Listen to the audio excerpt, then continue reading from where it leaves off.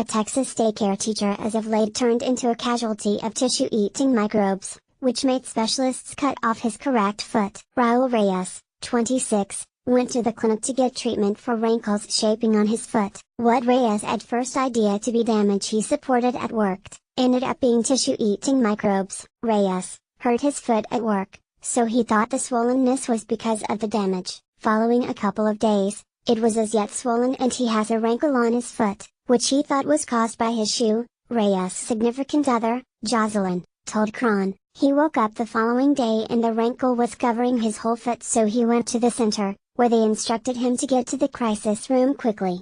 The specialists revealed to Reyes he got in the sickness through an open injury from an ingrown toenail. They proved unable, be that as it may, say for certain where the perilous microscopic organisms got into Reyes' injury. The substance-eating microscopic organisms are ordinarily found in harsh or salty water, and Jocelyn said she and her significant other had not been to the shoreline in a year. He's and well, she said. Thus, it's simply irregular how the greater part of this happened.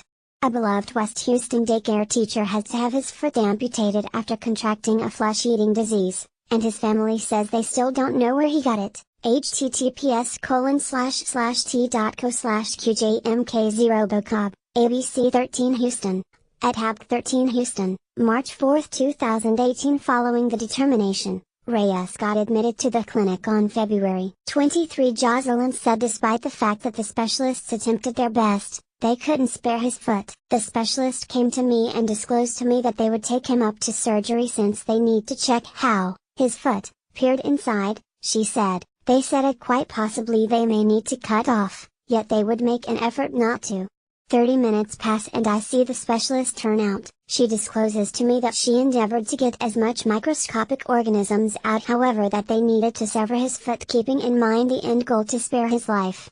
Despite the fact that losing his foot was hard for Reyes, as indicated by Jocelyn, it could have been more terrible. I consider it consistently he's been here, in the hospital, she said. I consider how I could have lost him.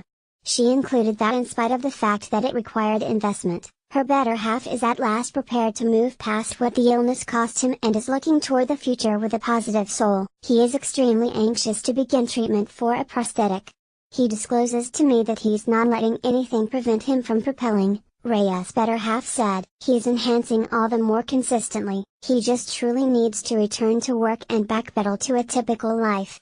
A GoFundMe page has been set up for Reyes to pay for his prosthetic foot. In only 7 days, more than $8,000 have been raised of the $11,000 objective. As every one of you may know, this microbes can be savage, and specialists had no alternative than to cut away his foot before the contamination got into his circulation system, the page said. Raul was not set up for this, and does not have therapeutic protection, keeping in mind the end goal to get a prosthetic foot so he can keep carrying on with a standard and solid life.